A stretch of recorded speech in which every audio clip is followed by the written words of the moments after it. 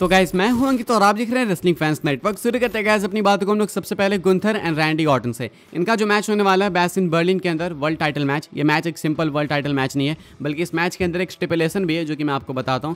जब आप WWE की वेबसाइट पर जाओगे, इनका मैच का डिस्क्रिप्शन देखोगे, तीसरा पैराग्राफ चेक करोगे तो आपको पता चलेगा after Gunther won the world title the Viper shock the WWE universe by appearing on Monday night Raw, revealing that Adam Pearce has granted him a championship opportunity at Bash in Berlin with the winner staying on Raw and the loser going to SmackDown. यही main चीज़ है। अगर Randy Orton, वैसे बहुत बड़ा अगर ऐसा होने नहीं वाला, लेकिन सपोज अगर रैंडी ऑर्टन वर्ल्ड चैंपियन बन जाते हैं तो वो स्मैकडाउन का पार्ट ना होके मंडे नाइट रॉ का पार्ट बन जाएंगे। एंड गुंथर जो कि हारेंगे, जो कि नहीं हारने वाले हैं लेकिन सपोज हार जाएंगे, तो वो स्मैकडाउन में चले जाएंगे। यानी कि क्योंकि ये टाइटल मंडे नाइट रॉ की है तो जो भी चैंपियन होगा वो मंडे नाइट रॉ में रहेगा। अब क्वेश्चन है कि इसको ऐसा करने का सेंस क्या है, WWE ये स्टिपुलेशन फालतू का क्यों डाल रही है मैच के अंदर? ये शायद इसीलिए है क्योंकि शायद ये नहीं चाहते हैं कि रैंडी ऑर्टन मैच के अंदर क्लियर हारें। अगर रैंडी ऑर्टन क्लियर हारेंगे तो शायद रैंडी ऑर्टन की लेगेसी पे कहीं ना कहीं एक और दाग आ जाएगा। अब गुंथर के हराने से दाग नहीं आएगा, गुंथर एक काफ़ी रिलायबल टैलेंट है, मुझे लगता है वो हराएंगे तो ये चीज़ सेंस भी बनाएगी।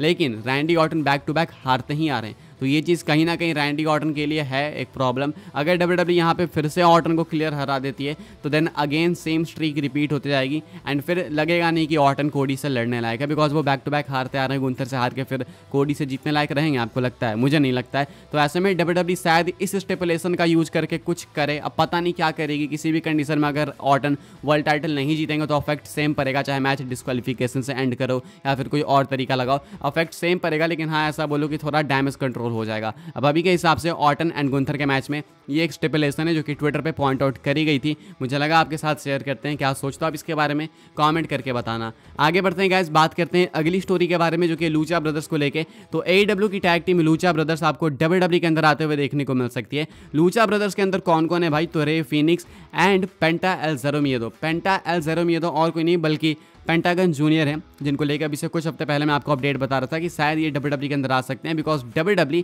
इनमें इंटरेस्टेड है एंड इनकी डील जब एक्सपायर होगी AEW के साथ में तो ये WWE की तरफ आ सकते हैं। अब इनको लेकर एक और नई अपडेट है। ये अपडेट किसकी है? तो ब्रायन एल्वारेज जो कि रेसलिंग ऑब्जर्वर के हैं, उनका कहना है the internal belief within AEW is that the Lucha Brothers are heading to WWE once their contracts expire. कहना है AEW के अंदर एक बैक स्टेज बिलीफ है, वो ये है इंटरनल बिलीफ कि लूचा ब्रदर्स WWE के अंदर चले जाएंगे जब इनकी डील AEW के साथ एक्सपायर हो जाएगी। यानी कि रे फिनिक्स एंड पेंटागन जूनियर ये दोनों WWE के लिए लॉक हैं अकॉर्डिंग टू AEW सोर्सेस। ऐसा कहना है ब्रायन एल्वारेज का। अब रे फिनिक्स एक टाइम पे AEW के टॉप टैलेंट हुआ करते थे, काफ़ी पॉपुलैरिटी थी इनके पास, लेकिन अभी तो थोड़े कमज़ोर पड़ गए हैं, अभी काफ़ी ओवर साइड हो गए, नए नए टैलेंट्स आए तो अब रे फिनिक्स थोड़े पीछे हो गए। लेकिन रे फिनिक्स एक बिग एसेट है WWE के लिए। अगर WWE चाहती है कि वो पेंटागन जूनियर एंड रे फिनिक्स को साथ में अपने टेलीविजन पर दिखाए, तो अगर चाहती है कि सेम टैग टीम WWE के प्रोग्रामिंग पे आए तो देन हाँ, ये एक बिग डील है WWE के लिए एंड मे बी आ भी सकते हैं पॉसिबिलिटीज़ काफ़ी ज़्यादा, बिकॉज AEW के अंदर ऐसा भी नहीं है कि कुछ बहुत उखाड़ रहे हैं। AEW के अंदर तो खैर कोई कुछ नहीं उखाड़ता है,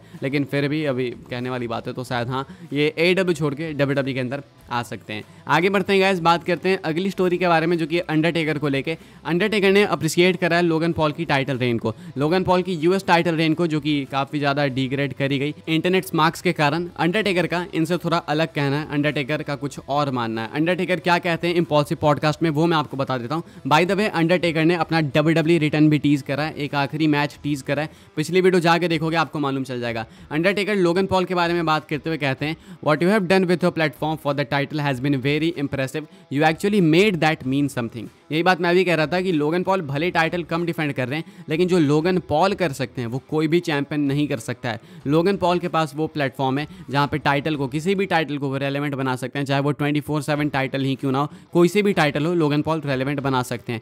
US टाइटल के चर्चे तभी से चालू हुए जब से लोगन चैंपियन बने एंड अभी LA नाइट चैंपियन बने, तो शायद अब LA नाइट जो टाइटल कैरी कर रहे हैं प्रेस्टीज के साथ में, वो प्रेस्टीज लोगन पॉल ने ही बनाई है, ऐसा कहना है अंडरटेकर का। अंडरटेकर के अकॉर्डिंग लोगन पॉल ने अपने प्लेटफॉर्म से इस टाइटल को रेलेवेंट बनाने में काफ़ी ज़्यादा एक मैसिव हेल्प करी है एंड मुझे लगता है बिल्कुल सही कह रहे हैं। डोनाल्ड ट्रंप के साथ US टाइटल लेके कौन गया? लोगन पॉल गए। अलग अलग मैसिव इवेंट्स में टाइटल लेके कौन गया? लोगन पॉल गए। इतने सारे पॉडकास्ट करे इन्होंने, इतने मैसिव सेलिब्रिटीज़ के साथ में टाइटल उनके साथ थी, तो कहीं ना कहीं टाइटल रेलेवेंट बनी है बिल्कुल। क्या सोचते हो आप? अग्री करते हो अंडरटेकर से या फिर नहीं? कमेंट करके बताना। मैं तो अग्री करता हूँ, आप अपने रिएक्शंस थॉट्स लिख के बता सकते हो। आगे बढ़ते हैं गाइस, बात करते हैं अगली स्टोरी के बारे में जो कि है कोडी रोड्स को लेके। कोडी रोड्स को लेके कंफ्यूजन है।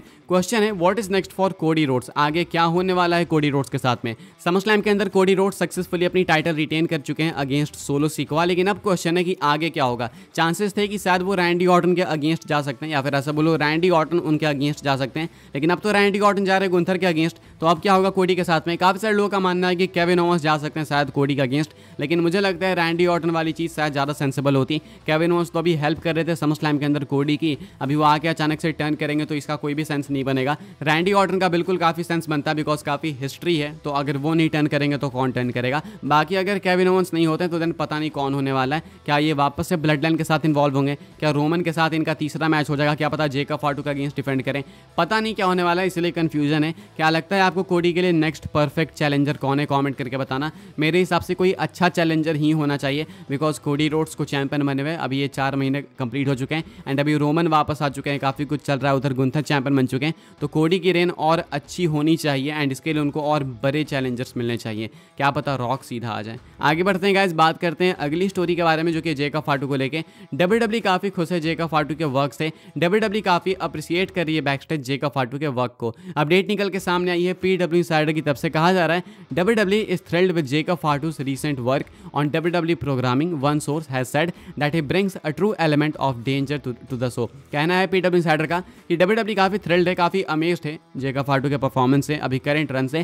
कहना है WWE के सोर्सेज का कि जेकब फाटू एक्चुअली में एक थ्रेट दिखते हैं एंड वो ट्रू एलिमेंट लेकर आते हैं डेंजर का, खौफ का अपने सोच के अंदर यानी स्मैकडाउन में। तो ये अग्री करूंगा मैं इस चीज़ से। जेकब फाटू के अंदर वो ऑरा है कि कोई भी देख के डर जाएगा। जेकब फाटू आपकी तरफ दौड़ते हुए आ जाए तो आपको लगेगा भाई ये क्या, अब तो मैं गया। तो जेकब फाटू के अंदर वो चीज़ है एंड डब्ल्यूडब्ल्यूई इस चीज़ को एक्नॉलेज करती है।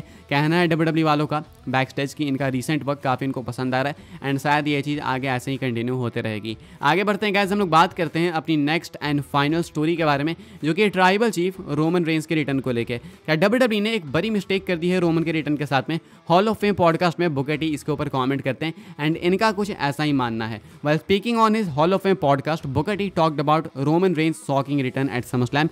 Booker T stated that he believes Reigns' return was premature and it could have taken place a little later, but he still stated felt it was an unexpected surprise. अब मुझे नहीं पता इनके लिए एक unexpected surprise कैसे था। इनका कहना है कि इन्होंने एक्सपेक्ट नहीं करा था। इन्होंने क्यों नहीं एक्सपेक्ट करा था? इनका कहना है कि इनको लगता है कि शायद ये रिटर्न थोड़ा प्रीमेच्योर है, यानी कि बहुत जल्दी हो गया। अभी रेसलमेनिया को गए हुए 4 महीने हुए एंड इसमें बात कोई गलत भी नहीं है। रेसलमेनिया को गए सिर्फ 4 ही महीने हुए एंड जिस हिसाब से रोमन की हाइप बनी ऐसा लगा कि रोमन साल 2 साल 3 साल 5 साल से गायब है, लेकिन गायब सिर्फ 4 महीने से थे। तो बुकर टी का कहना है कि शायद डब्ल्यूडब्ल्यूई और वेट कर सकती थी एंड इस पीरियड के अंदर शायद वो सोलो की ब्लड लाइन को और स्ट्रॉन्ग दिखा सकते थे। अब वो चीज़ उतना नहीं कर पाएंगे, कुछ हद तक करेंगे लेकिन अब उतना नहीं कर पाएंगे बिकॉज रोमन है सामने। तो सोलो की ब्लड लाइन शायद और स्ट्रॉन्ग बन सकती थी इस पीरियड के दौरान एंड रोमन का रिटर्न शायद कुछ और लेट से हो सकता था। लेकिन मेरा क्वेश्चन है कि कुछ और लेट से होता तो कब होता? समरस्लैम से बड़ा इवेंट इस साल और कोई नहीं होने वाला। क्या रोमन चाहते थे ये कि बैश इन बर्लिन में वापस आएँ या फिर किसी रैंडम स्मैकडाउन में या बैड ब्लड में? हो भी सकता था वहाँ पर, लेकिन ये 50,000 55,000 की अटेंडेंस नहीं मिलती आपको, तो वो पॉप भी नहीं मिलता, वो रिएक्शन भी नहीं मिलता। अग्री भी करता हूँ मैं कुछ हद तक नहीं भी करता हूँ। क्या आप करते हो या फिर नहीं, कमेंट करके बताना। फिलहाल भाई इस वीडियो के लिए बस यही कुछ अपडेट्स थी। आई होप सो आपको इन्फॉर्मेशन मिली हो तो वीडियो को लाइक करें, शेयर करें, सब्सक्राइब करें चैनल को, ताकि आने वाले टाइम के अंदर आपको और भी ऐसे डब्ल्यूडब्ल्यूई की न्यूज़ इन्फॉर्मेशन जानने को मिलते रहे। फॉलो कर सकते हैं आप लोग मुझे इंस्टाग्राम एंड ट्विटर पर, लिंक आपको मिल जाएगी डिस्क्रिप्शन में। ज्वाइन कर सकते हैं व्हाट्सएप चैनल को, उसके भी लिंक है डिस्क्रिप्शन में। मिलते हैं अपनी नेक्स्ट ऑफर काफ़ी इंटरेस्टिंग वीडियो में।